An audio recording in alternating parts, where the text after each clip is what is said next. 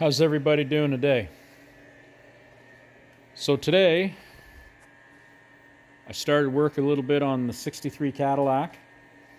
Earlier on in the year, we did all the bottom of the car and painted it all black. A little bit of cleanup here and there, but pretty much no rust on this side of the car. The exception of here, you can see where there's finger marks. Probably going to put a new piece of steel in there, get rid of that.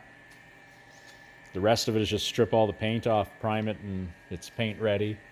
Hood's nice. There's a little plate below the hood that unbolts. There's a little bubbling. Gonna have to check that out. Deck pan here, package tray pan. Great shape. You know, you could almost sand and paint a lot of this car, but we're gonna strip like 90% everything off of it. Full of lead and filler and all kinds of junk here. We're gonna cook that out of there and remake some metal in there and do it properly. And I actually have in the box the new corners that go here that are re-chromed, so we can make sure they fit real nice without a bunch of filler, which is great. This quarter had been hit. We stripped a bunch of the filler out with a razor blade just to see what was going on. Now that I got that the Vivor stripper, where would that be? Yeah, this is a really cool tool. If you don't have this, get this. It'll eat all the stuff off.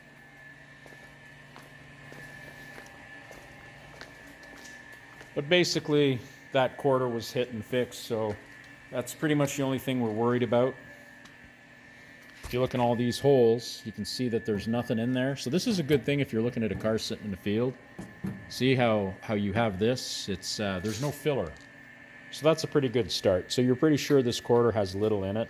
Right at the front, there was a touch of filler. Probably got a little bit of a wobble or a ding there.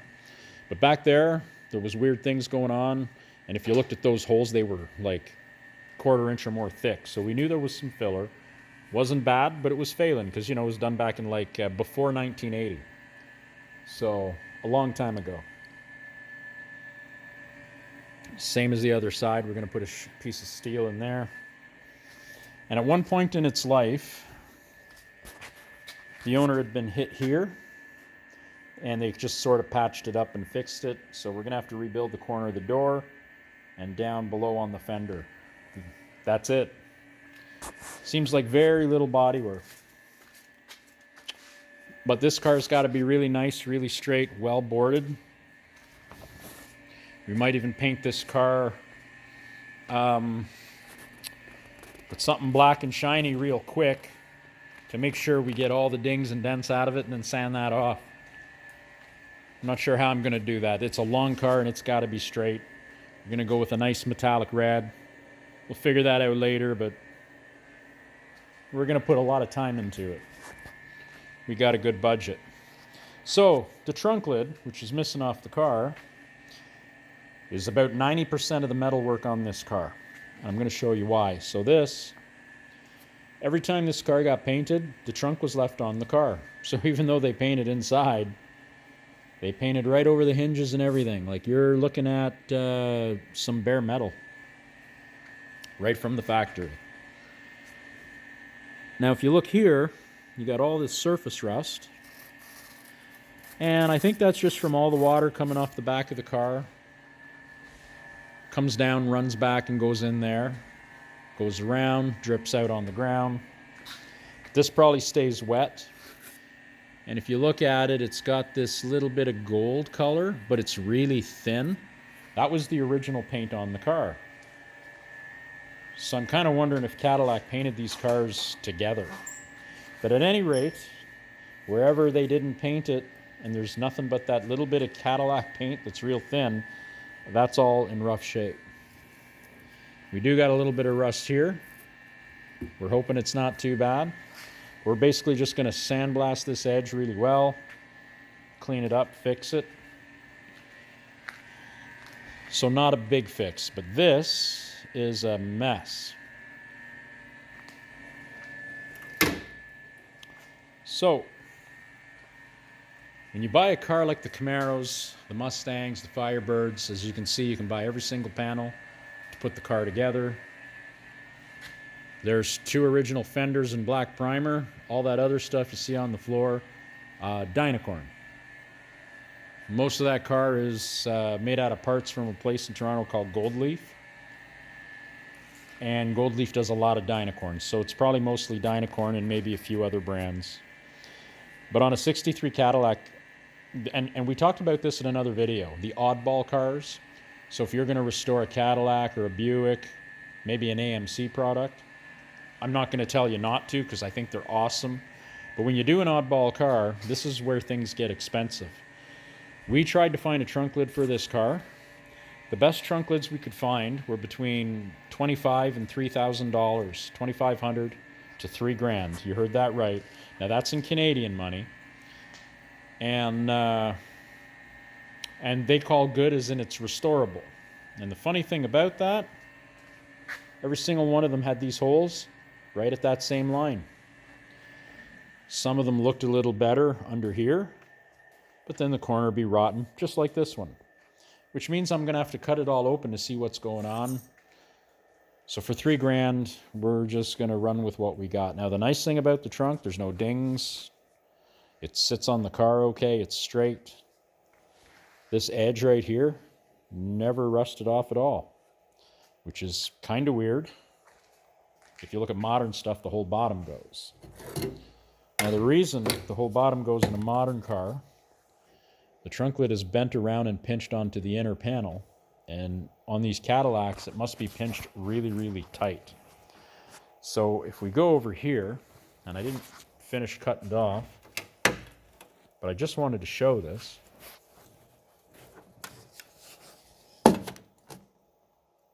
There was no rust, or very little rust, like up here.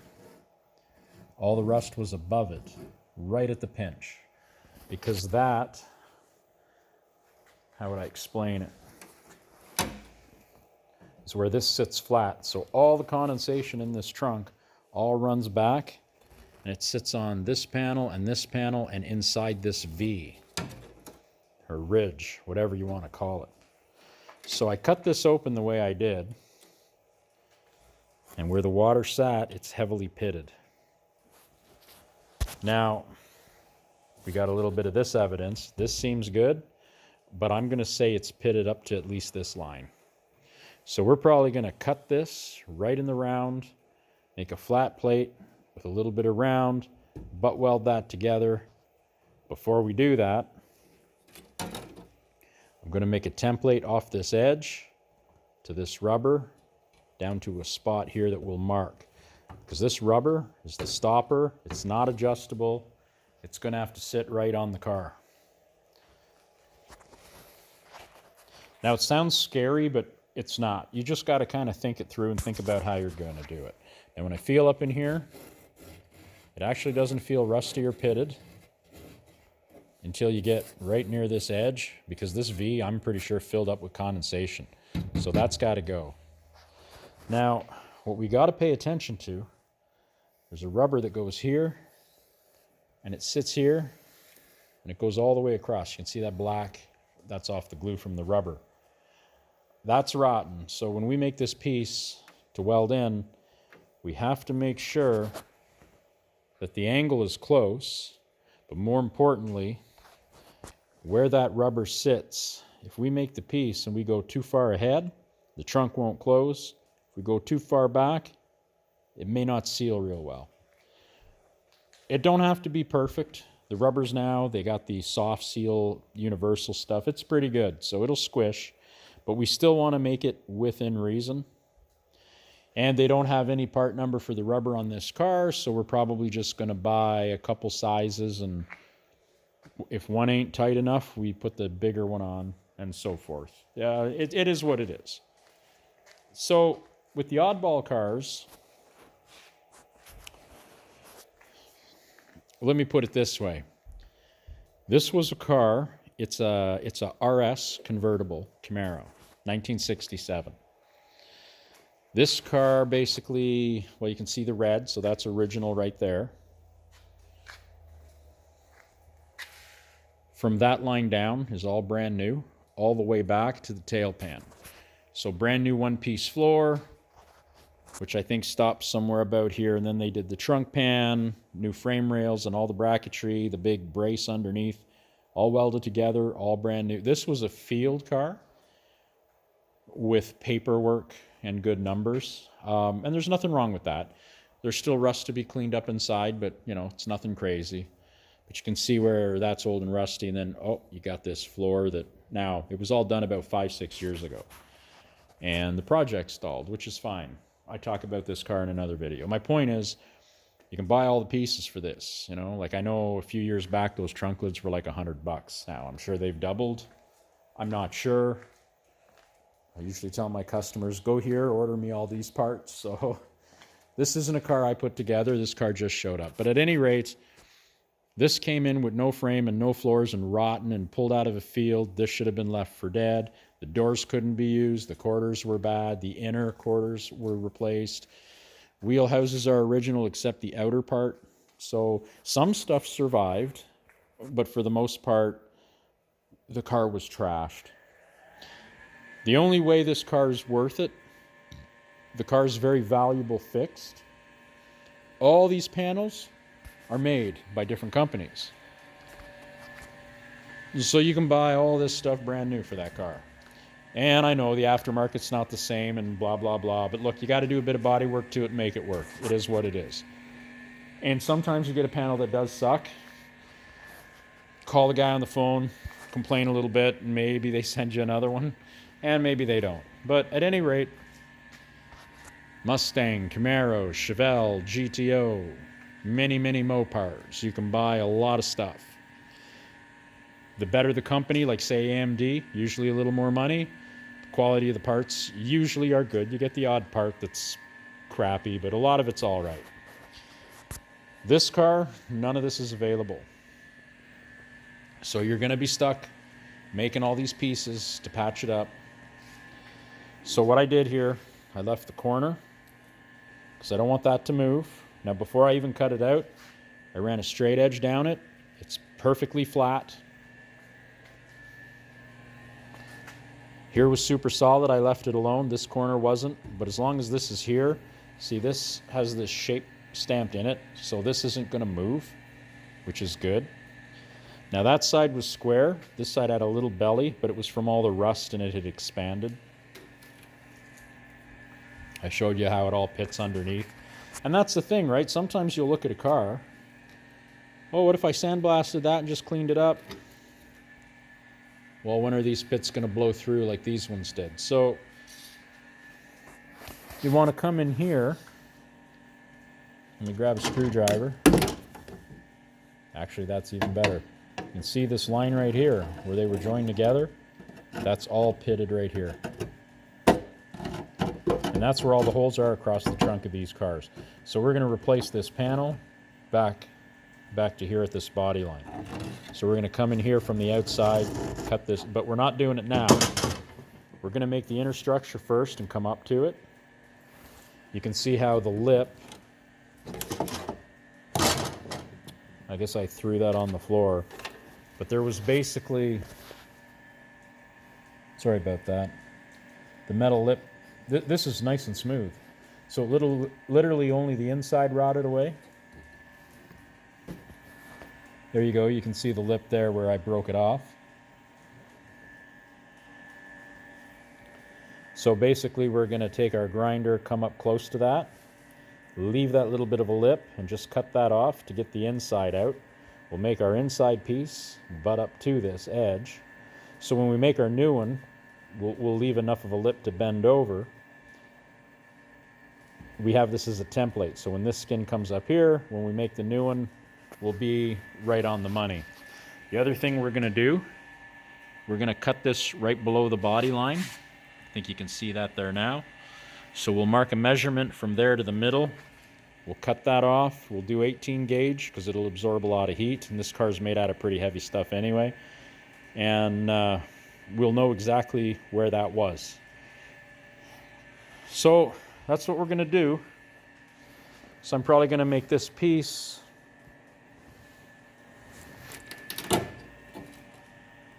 come down. We'll put a bend. We'll bend it up to here. Now, logically, when you look at this, you'd probably want to replace from here all the way to this edge, because this here, where it sits flat, is almost as pitted as this. It doesn't feel like it is, but here's your evidence right here. That's all pitted. That's rusting from the inside out. Blisters don't happen on the metal under the paint. They come through in a lot of these old cars. But I mean, I can feel this. If you follow my thumb, there's surface rust, and then all of a sudden, as soon as I get past this line, it's pitted. So we want to come back a little bit. We're going to cut this off in here somewhere. But again, over here, there's issues. So do we make little pieces? We're probably not going to do that. I'm probably going to come here, cut this right across. Once we get up into this bend, it's solid, so we won't even lose this shape. We're going to cut this basically right on the edge of the flat. And if we need to take a little more, we can, but we'll try to stay with the flat. So our new piece will be flat. We'll put our bend in, because where this rubber sits, can't stress enough how important that is. And whatever we do with these, they got to be in the exact same spot, because they ride on some little pins. But anyway, little nubs or whatever you want to call them. So we're going to have to do this in multiple pieces. Now, another thing we could do, we could fix it to here that way, because it's mostly straight. We could cut this off and cut this off. We could make this piece in one, and then just add this little piece up here after. We'll still have to deal with this, which is basically going to be a flat piece this shape, a flat piece this shape. And once we get that all together, we'll do this one at the end too big, and then kind of bend that round into it. So there's going to be 4 or 5 pieces over here. The other corner's not as bad, but similar sort of deal. It seems hard, but I'm going to try to do a couple videos where I'm going to show how to make, and not every single piece, but I'll show it once I got a few pieces on, and then I'll make a few pieces on camera. And we're talking a hammer on a stump of wood. So I can make the pieces, fit them over, get them really close. And as long as we're really, really close, again, this is the only surface right here that has to be true. So once we have that true, we should be okay. And the other thing, once we get it to where it's close and all welded together, you don't have to do the body work and the paint and everything else. You can literally take it raw, throw it on the car,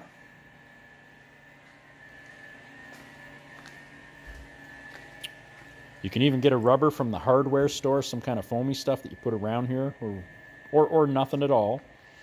But we know when the rubber sits in here, it literally stuffs in here, it's going to sit against it. These are the nubs where those little black rubbers fit, by the way. They're not adjustable, they're welded right on. This one sits kind of up, and see what I mean? But if you look at that one, something at some time squashed it down. However, the rubbers seem to concentrate right here. We want it to sit in that same place. So, because we're fixing relatively from here down, we know we're going to get that fairly close. But for the corners, you can always put the trunk lid back on the car. You can put a bunch of modeling clay right here, both sides. Close the trunk, kind of work it a bit, click it, open it, see how fat it is. And if you're way, way off, it gives you some idea, right? Because you can leave the clay on here, take a plastic knife and just shave this off. You're going to see how far up you are from this. And if it's too tight or whatever, anywhere where there's weirdness, it's just metal. You can grind a little line in, knock it down a touch, re-weld it. You get the idea. It's just metal. Don't be afraid of it. You can make a mistake, and then you can pie cut it, shrink it, make it bigger, slide a piece of wire in a crack. Like, you can expand and shrink stuff. The key, when you're outside the car, this shape better be perfect or close, good enough that no one can tell you worked on it. In here, If it looks relatively okay, and look, you don't do Bondo work under the trunk lid, whatever. If it's a little bit off, do it. You know, you do your seam sealer and you go a little fat and crazy. It is what it is. But you want it to look presentable, and I'm probably going to overdo it and go too far, go too crazy. You'll also find stuff like that floating around. There it is. So right in the corner here, we had a mouse nest. So you can see where it rusts at that line, like I showed you on this side, all in the same place. When you come to here, it's up high, and it's rusted here and here. Well, for whatever reason, the mice had something here, and this is kind of jammed right in. It's in behind this, right in the corner. See where this is all rotted out in the corner? That's where the mouse nest was. There was also a little bit somewhere else where there's a bit of surface, but it wasn't bad. But over there, you know, it probably got full of condensation and whatever this insulation out of the seats likely was. So that rotted away. But the trunk has no dents. It's in good shape, as I said before. So it might be a multi-piece fix, but yeah, like 80-90% of all the metal work on that car is going to be here. When we're done, there'll be very little body work to do to it. Just really minor. So there's still body work to do on the car. I'm just saying metal work alone. Most of this car's metal work is going to be right here, fixing this. And sometimes it's what you got to do. But look, you can figure it out. It's totally doable. Thanks for watching. Cheers.